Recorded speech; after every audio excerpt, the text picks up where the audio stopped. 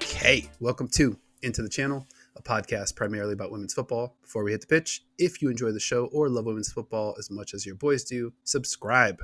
Follow us on YouTube, Spotify, Apple Podcasts, or wherever you like to watch or listen. Comments, ratings, reviews, all of them always appreciated. At ITC_pod on X, at Into the Channel pod on Threads. I am your host, Dino DeCespedes, and as always, I am joined by my co-host, Mr. Grand Angle. What is up, man?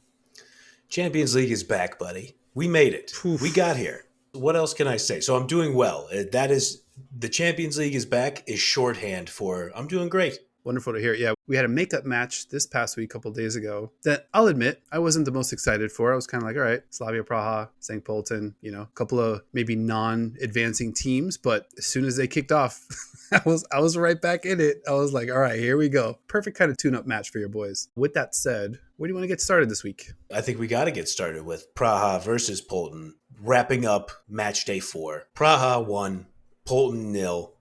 This match fit one of our favorite, at least one of my favorite sports cliches, the must win. Gotta have it. Gotta have it. Both sides sitting on 1 point. A draw wouldn't have mathematically eliminated either team, but it pretty much would have, common sense-wise, would have ended both of their European dreams.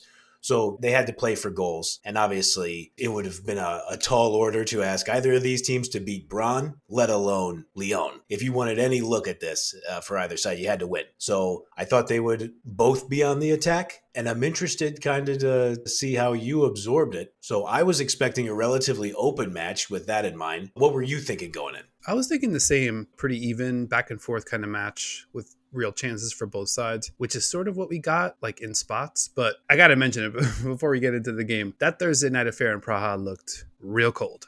Mm-hmm. You know it's cold when A, you can't remember a single slide tackle happening in the match, and B, everyone out there working, running, huffing and puffing, and not a single player is sweating. Just dry as a bone. Yeah. The match thawed out a little after Praha gets on the board. But leading up to that, both teams definitely had their chances to grab this one by the horns. But it really took that goal to kind of kick the match into higher gear. I think so. I'm going to crack the beer here because the football is back. Let's get into another sports cliche, a tale of two halves. I want to take a drink for every single cliche that we get out there. We got an open match in the beginning. Praha on the attack from the whistle, almost scored a goal in the first 30 seconds and really didn't let off the pressure from there. I thought their American left back, Michelle Show, was really active, especially in the first half, getting pressure down the wing, serving in multiple dangerous crosses into the area. I thought she looked great. Mm-hmm. And I'll say this. It was obviously very cold there, as you mentioned. It took me a few minutes to notice this, but St. Pölten goalkeeper Karina Schluter, who we've talked about multiple times on this show, has had a really nice tournament, a really nice group stage so far, came out there in the short sleeves, going Green Bay Packers offensive lineman, whatever you want to do. The German goalkeeper looking like a goddamn boss. I had to check the weather, obviously, as the game was going on. It was 37 degrees Fahrenheit in Czechia during that match. So it was fucking cold out there. She's out there in the short sleeves, and she seemed unbothered in the first half. Praha had 56% of the ball. They had 6 shots on target. They forced 7 corner kicks, but they still went into the first half 0-0. And that is largely because of Karina Schluter. Another really great performance from her, I thought. Yeah, she was hardcore. So she saved 8 of the 9 shots on target. A couple of really nice, borderline spectacular saves too. Yep. She's just rock solid and wasn't afraid to kind of get the offense going once they did get a stop. I was kind of expecting a little bit more from St. Pölten just because backs against the wall. You mentioned tale of two halves. Once it kind of got to, gotta have it territory, I was pretty impressed with their attack. And I kind of wish that they kicked that into gear a little bit earlier because, again, once you give up the goal, now you need 2. Absolutely. I think even before Praha was able to get the goal, I thought STP, they came out looking real good in the second half from that whistle. Bruntaler, Wenger, Mikolayova, they were leading the attack early. They were pressing. They were creating the chances. And they absolutely had more of the ball. They might have been around like 57% possession in the second half in total.